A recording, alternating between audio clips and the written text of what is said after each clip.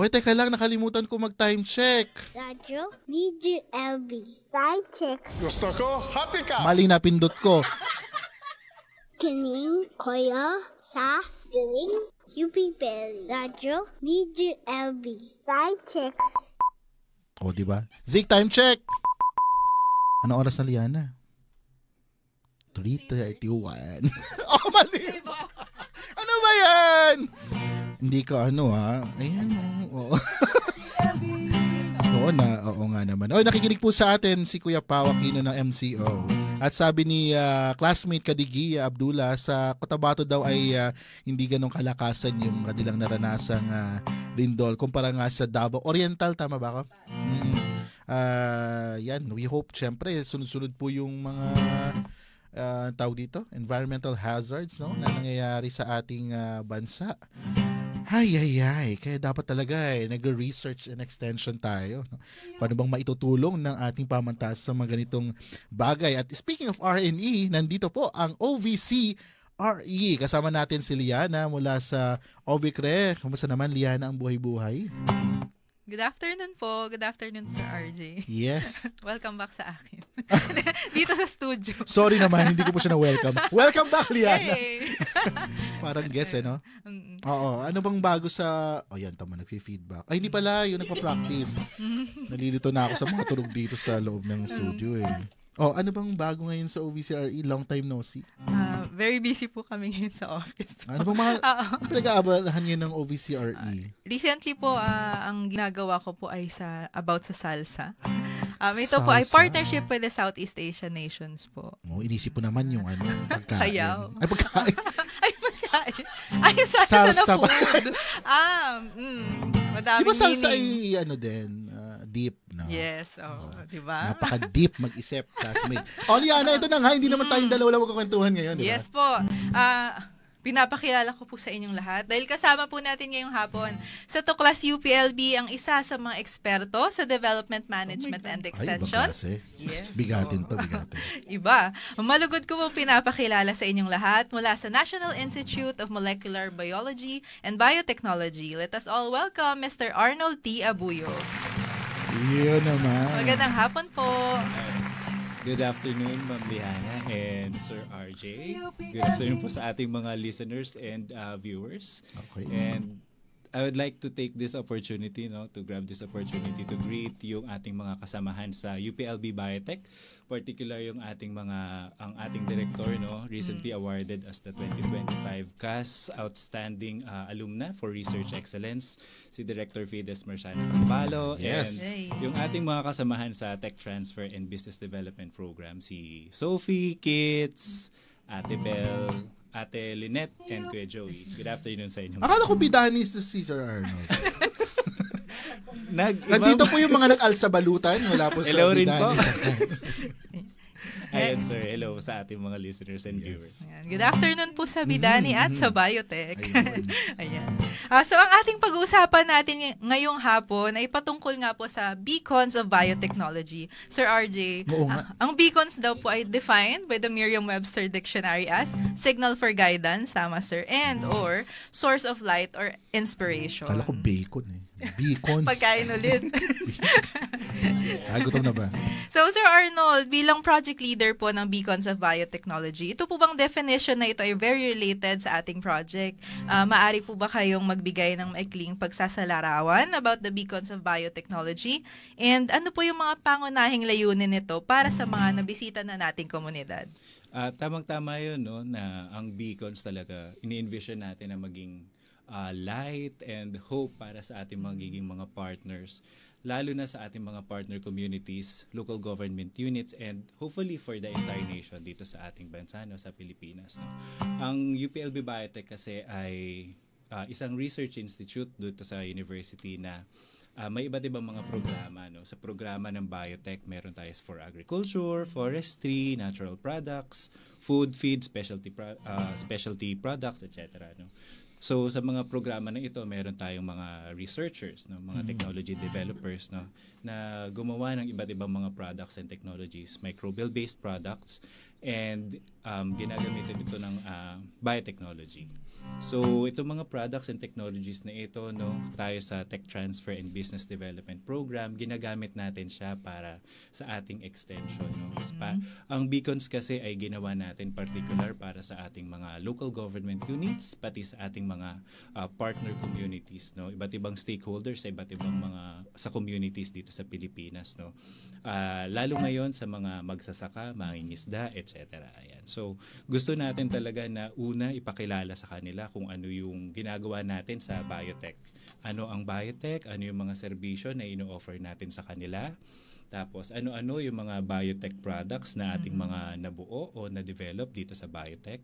Tapos mabigyan sila ng kalinawan ano yung biotechnology. Meron kasing mga agam-agam o kaya mga myth na pwede nating gusto nating i-clarify, no? Mawala yung mga takot, agam-agam ng ating mga communities. Ayan. So, babigyan sila ng kalinawan doon. Tapos, of course, matulungan natin yung ating mga researchers sa kanilang mga technologies, no? Kasi ang layunin din natin na magkaroon tayo ng technology adoption. So, yun. Siguro, Liliana, ba mo itanungin, until ba ngayon, Sir Arnold, yung issue sa pagtanggap, no, sa agri or sa biotechnology in general, kasi nung college pa ako, anong year ko ba? Batch? Batch 24. Baby batch pala kayo. Mga batch 2000s. Ayan. Paborito ng topic ng mga DevCom student na rin yung issue ng biotechnology, lalo GMO, etc. Pero ngayon, after many years, still ba, ganun pa rin yung perspective ng community and even ng general society pagdating sa biotechnology. Oo. Sa karanasan natin, no, dun sa mga nabisita nating mga communities, no, yung mga magsasaka, yung ating mga local communities, yung mga stakeholders doon, no, hindi pa rin talaga nila ganun kakilala yung biotechnology, no. Ano ang biotechnology, ano yung benepisyo nito, kaya ayun, meron pa ring mga myths, tapos mga agam-agam sa paggamit ng biotechnology. Okay, Liana? Okay po. So, ito nga pong Beacons of Biotechnology, sir. Ang proyektong ito ay, isa sa mga layunin nito ay matulungan po yung mga komunidad, tama po, patungo po sa sustainability. Ayun din tayo. So, sa pamagitan po ng ito po ay sa pamagitan ng pag-share, tama, ng mga produkto at teknolohiya na tatak biotech. Ano pong ibig sabihin ng sustainability sa konteksto pong ito and paano nyo po ito sinusubukang makamit sa pamamagitan po ng Beacons? Di ba tinatalakay naman sa sustainability na dapat na-meet natin yung ating current needs, no, na hindi dapat nasasakripisyo yung capacity or ability ng ating mga future generations na ma-meet din yung kanilang ability para dun sa kanilang iba't ibang mga needs, di ba? So tayo sa Beacons of Biotechnology, gusto natin kasing ma-educate yung ating mga stakeholders tungkol sa benepisyo ng ating mga biotech products and technologies, no, na nakakatulong ito sa pagpapanatili ng ating environmental health, ng soil health, ayan. So, may benepisyo siyang maganda para din dun sa mga ginamitan ng biotech products and technology. So, may improve yung quality ng ating mga tanim, ganyan. So, may improve din yung kanilang kita. And then, so, kapag na-improve na yung kanilang quality ng tanim nila, yung kita nila, so, secure din yung kanilang magiging future, yung ability nila para ma-meet yung kanilang mga pangangailangan. So, gamit lahat ng ating mga biotechnology products and other technologies. Siguro, Liana, maganda rin, Sir Arnold, no? Baka din makatulong. Pwede ba kayo mag-share kahit siguro 2 o 3 sa mga pinaka masasabi nyong kilala na mga products na dinevelop na ng biotech na available na actually ngayon sa market? Yeah. So para at least aware sila ano bang ginagawa ng UPLB Biotech? Siguro ang pinaka kilala talaga at commercialized, no, available sa Luzon, Visayas, Mindanao, no, at may suporta ng ating gobyerno, no, ay yung BioN, no. Ginagamit natin ito para sa corn at saka sa rice, no, pagtatanim ng palay at saka ng mais. So mas na-improve yung kanilang quality. Ayan. So ginagamit na ito ng iba't ibang mga farmers and local government units endorsed by the Department of Agriculture para sa ma-improve yung ating harvest and quality of produce. So sa Beacon, sir, tama po ang ginagawa ninyo is nagka-capacity building po kayo and din na-engage nyo yung communities. Yeah. So ano po yung mga activities na ginagawa pa ninyo sa para po sa mga komunidad, and paano po ito nakakatulong upang magamit nila effectively yung mga products and mga technologies po ng biotech? Coming from teaching unit dito sa university with a background on community development, ayan, gusto natin maging holistic yung approach ng ating extension, mula sa pagkakaroon ng memorandum of understanding or ma-secure yung support ng ating mga local government units at iba pang mga community stakeholders, ayan, so ma-secure natin sila.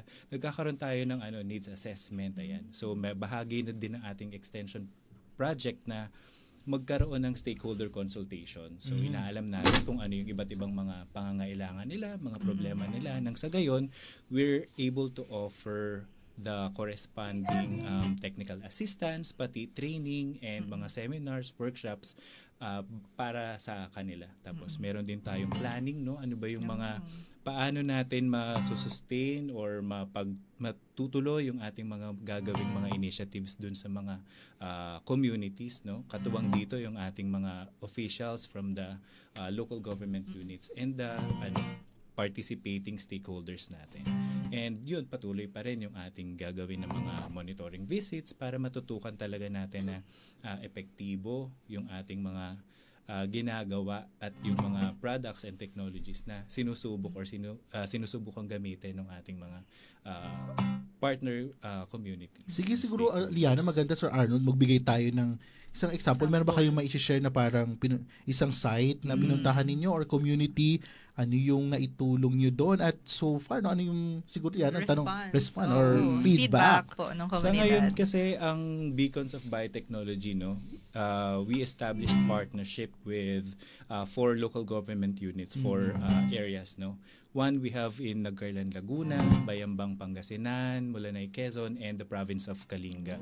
So iba't ibang mga tao yung kausap natin dito at iba't ibang mga concerns din, So sa recently galing kami sa Kalinga, So siguro na-share din naman ito sa ating mga social media pages ng UPLB Biotech na problema talaga nila yung kanilang local orange, yung gayunan na merong diseases, and hopefully through the Beacons of Biotechnology and the products ng biotech, matulungan natin sila na ma-address yung problema doon sa local orange nila na tinatawag natin na gayunan. So ayun, kumusta ang feedback ng ating mga communities, yung mga farmers natin, farmer cooperators? Very positive yung kanilang feedback, Although talagang hindi pa nila kilala yung biotech at saka yung ating mga products and technologies, very eager sila na tanggapin yung ating at i-welcome yung ating biotech products and technologies, Sa katunayan, parang gusto agad nilang bumili kahit yung mga ating mga products kasi ay hindi pa talaga commercially available. For research purposes lamang siya ginagawa. So gusto na nilang mag-avail ng ating mga products and technologies. Ayun. So gusto nilang subukan ito. And very supportive dun sa ating initiatives and partnership with the communities and the stakeholders. Maganda pa, Liana, kasi binalita kanina ni Kuya Pao yung bagong Office of the Vice Chancellor for Innovation and Enterprise Management. Kasi ilang beses tayo nag-guest dito, marami na tungkol sa research and extension. Laging hina-highlight na ang dami nating na-produce na mga pananaliksik. Even yung mga ekspertong meron tayo, napaka yaman kumbaga ng hukusay, galing ng mga eksperto natin. Ang laging tanong is paano mo siya ibibigay sa community, paano mapapakinabangan yan. And itong Beacons of Technology ay isang paraan ng ating pamantasan sa pamamagitan ng UPLB Biotech na yung mga pinag-aaralan natin, na-generate nating knowledge ay magamit talaga sa praktika, lalo na ng ating mga grupo katulad ng mga magsasaka. Maganda po, sir, na nakakarating talaga kahit sa Kalinga. Yes. Oo. Actually hindi lang sa Kalinga ang products natin. Gusto natin sana in the future mag-expand tayo ng ating partnership, hindi lang sa Luzon kasi puro sa Luzon yung ating partnerships ngayon, Sana sa future ay mag-expand tayo sa Visayas and Mindanao. Saka kung titingnan mo yung ginagawa nila, Sir Arnold, maganda yun, na lumalapit din tayo talaga sa community. Hindi pupunta pa dito sa LB be para magtanong. At the same time, yung may mga ano to, di ba? Talagang tawag dito, yung may mga agreement, Yes. kasunduan with the Oo. local government units, sa mga organization para mapagtibay din Yes. yung Opo, ano. para hindi pagbisita natin, tas pag-alis, Wala wala na. na. Oo, pag nag-iba na yung nasa posisyon. Yung binabanggit mo kanina, Oo. Liana, na sustainability, no? Yung Oo. talagang ano siya, yung partnership, yung community Tuloy-tuloy, building, hindi oo. lang basta one time, big time. Tapos na kami magbigay dyan, next na. Oo. Kundi talagang tutulungan at gagabayan din yung mga communities. Full Ayos yan. package, kumbaga, ang Beacons of Biotechnology. So, sir, sa bawat punta nyo po sa mga komunidad, ano po yung mga gusto nyong maiwan and sana po yung ma-instill po dun sa mga communities po na nabisita na po ninyo? Siguro gusto nating manatili sa kanila na manatili silang aware sa ano yung benepisyo ng biotechnology sa kanila, no? At yung iba't iba nating mga products and technologies na nakatutulong ito para dun sa pag-improve ng kanilang livelihood, ng kanilang sinasaka. So sa kanilang mga itinatanim ng mga different produce, no? Be it rice, corn, different fruit trees, ayan, very beneficial sa kanila. And sana magtuloy-tuloy yung ating partnership sa kanila at patuloy yung pag-welcome sa ating mga biotech products and technologies. And talagang magkaroon ng tech transfer and commercialization ng ating iba't ibang biotech products and technology. Ayun, binabati ka ni Del B. Bass mula sa, nanonood daw po, live mula sa Kalinga State Wow. University. Yes po. Good afternoon po. Hello po Good sa afternoon mga po. taga Northern Luzon. Yes. Good afternoon po. So, ang ganda nung binabanggit kanina ulit ni Sir Arnold at I think nakailang guest na din tayo sa TTBDO na yung, baka kasi yung mga classmate natin, mga batchmate, ang dami naman generate na research. Ayaw na nga ng iba ng research daw. No? Pero kasi ang naging problema yung pakinabang niya na hindi basta din po yung proseso na of course, the UPLB as an academic institution, a research university, talaga to generate knowledge, innovation, etc. Pero kaya nga may pinapalakas din tayo yung na-arm, yung technology transfer, yung business commercialization, business opportunities, entrepreneurial management, para at least maihatid din talaga at ma-maximize yung mga efforts ng ating mga experts. And with the pagkakatatag po ng VCIM, Yes. Oo. we are looking forward to that Yeah. po.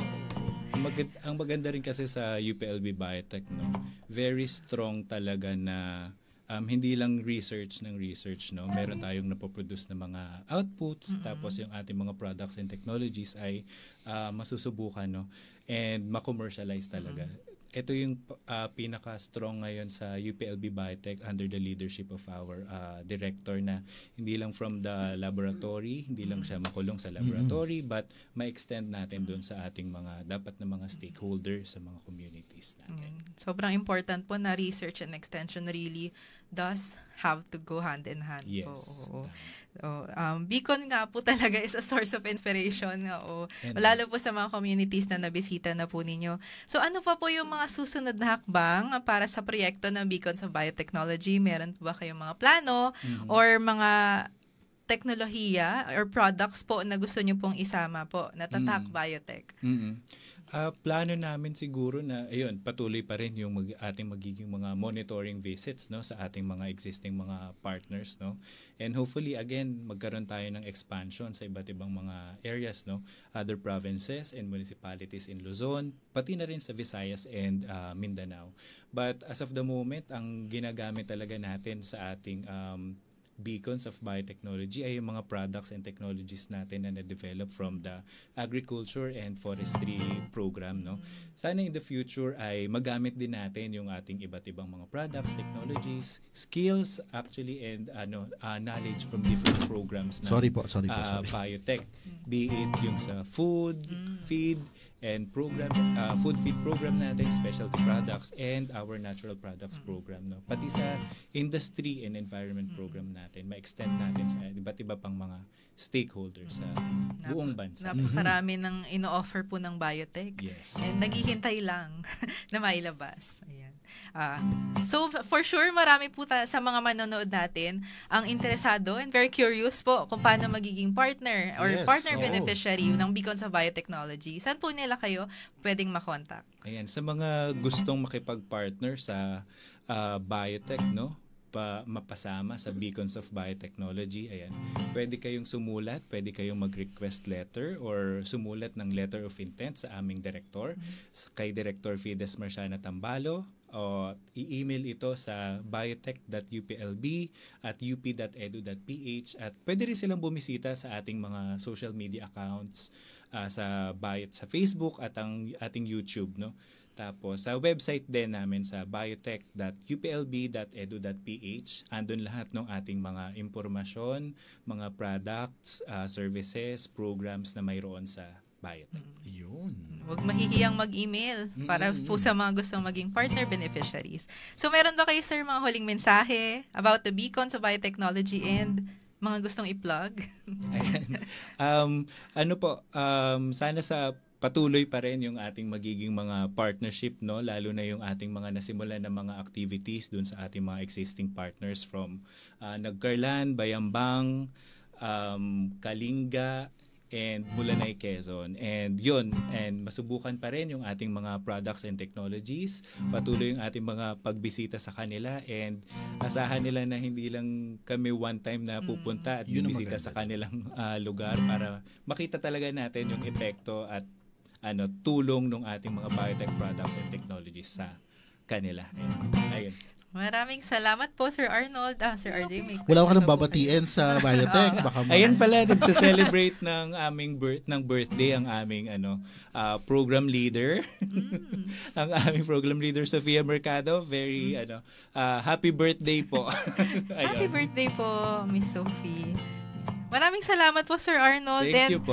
Maraming salamat din po sa mga staff and personnel po na bumubuo sa Beacons of Biotechnology. Full support po ang UPLB Office of the Vice Chancellor for research and extension po sa inyong mga future endeavors. Thank you po. Thank you very much po. Okay, so bago tayo matapos sa ating programa, meron ka ba mga paalala dyan, Diana, from Wala OVCRE? na po. Wala ba? Pero naglabas kayo, available na raw ang RDE Digest is back with another issue. Wow, ayan. This time, Fresh na fresh. fresh na fresh. Para makita nyo yung mga ganap, mga priority areas ng UPLB in terms of research and extension, especially sa ating UPLB Agora Accelerating Growth through One Research and Extension in Action. So grab a copy na rin tulad ng Horizon. After basahin ng UPLB Horizon, RDE Digest naman. Ito baka pwede rin jumoin dito yung Beacons of Technology. Actually, sir, andyan yung biotech. Oh. Oo, andyan yung isa sa mga nagsulat po dyan, yung isa sa staff ng biotech. And baka po sa next issue, maisama natin yung Beacons. Iyon naman.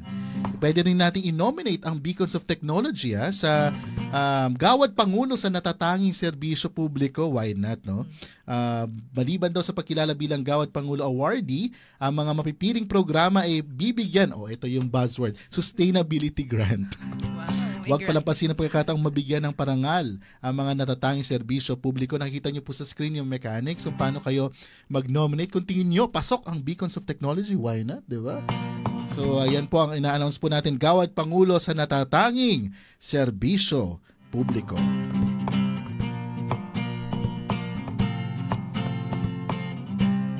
And before we end,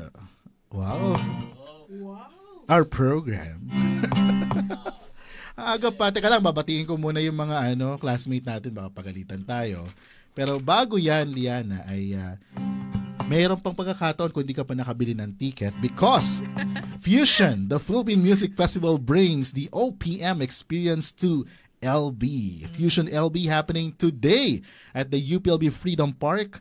Kasama po dyan, sino ba itong mga to? December Avenue, si Ebe Danzel, Alamat, Kaya, Joey G, not Joey P, ng DevCall. Ang kasama ni Earl Agustin together with homegrown LB acts. And it's also an advocacy concert with part of the proceeds supporting the UPLB University Health Service. You can still, I think, grab a ticket pa rin, no? Si Stephen, manonood no? Maraming manonood. Kasama nanood ka ba, Chris? Medyo magdala kayo siguro ng payong ngayon. Medyo maputik. Hindi pala medyo maputik. At magchinelas. Sa Freedom Park po iyan gaganapin. Grab your tickets now at ticketmelon.com. For details, visit fb.com/Fusion Philippine Music Festival. Fusion LB, musika natin to. Alam ko nandyan si VJ Crane ng Mix, no? Yes, opo. Na UPLB talent pool at syempre alumna ng DevCom, si VJ Crane. Na ano? Meron ba? Ito nga yun. Yun. Mukha lang Tagalog pag ako nagbasa. At habang hinahanap ko po ang mga, kasi anong oras na ba? 3:55. Minsan lang yan, ha? May papatingin ka ba, Diana? Hello po kay Majeng na naghatid sa akin. At kay Tito Ray. Hello po. Oo nga. Okay, binabati po natin ang mga classmate natin na tumutok po sa ating programa kahit maulan. Siyempre, si Ben Hernandez, si Patricia Matienzo, si Reynaldo Magsino, Mary Grace Manique, si classmate Sofia Mercado ng Biotech. Of course, mga kasama natin sa UPLB Ugnayan ng Painungod, si Ma'am Del Bas ng Kalinga State University, Gerald Pasayan, Tita Emmy Mariveles, ano bang masarap na merienda ngayong tag-ulan? Di ba amihan na ngayon? Nararamdaman nyo yung malamig na panahon? Lagi na ulan kasi. Malamig-lamig na, no? Jenna Plata, si classmate John Kitoriano, classmate Sally Orma ng OVCR Eden, at syempre si Jill Pareño. Kilala ko itong mga to eh. Laging Belinda present. Costales, Mark Joseph Buwan, Jai de los Santos, o si Ana Margarita Palma ng OVCR Iliana Ramilo. Ako po yun. Ikaw yun eh. Mark Angelo Andeza and Joliana Andrea Liames. Ayan po yung mga classmate natin na tumambay, tumutok sa ating programa. Next Friday, dahil wala si Polly ngayon, si Polly po magbabantay ng tindahan. Wala mo na si classmate RJ next week. At syempre gusto natin bigyan ng pabaong good luck ang ating UPLB Radio Drama Team na nandyan po sa TV studio at nagpapahinga. At may practice pa po sila. At ang buong delegasyon ng UPLB sa Strasuk Culture and the Arts Festival sa Romblon, Philippines. Ano bang masarap pasalubong sa Romblon? Meron ba tayong mga classmate ng Romblon dyan? Alam na magdala kayo ng marmol. Ay, binabati natin si Direk Chico. Ay, nakarating ka na ba ng Matiwasay dyan sa may Kapitolyo ng Lalawigan ng Laguna mula sa Maynila? O, diba? Meron pa akong 2 minuto. Ano gusto nyo gawin? Ay, basta tambay po kayo. Follow, like, subscribe sa YouTube channel at Facebook platform ng Radyo DZLB. Pati sa inyo sa OVCRE. Plug mo nga. Para po sa mga gusto mo. Para po sa mga nais mong makipag-collaborate and makaalam pa po ng mga research and extension projects ng UPLB, pwede po kayong bumisita sa aming website, agora.uplb.edu.ph, and sa aming official Facebook page, UPLB Research and Extension. Ano report? Ay, ayaw. Good mood tayo because Friday, October 10, yung mga pwede mong umabol sa 10-10 sale, simulan nyo na po at yung iba nauna na eh.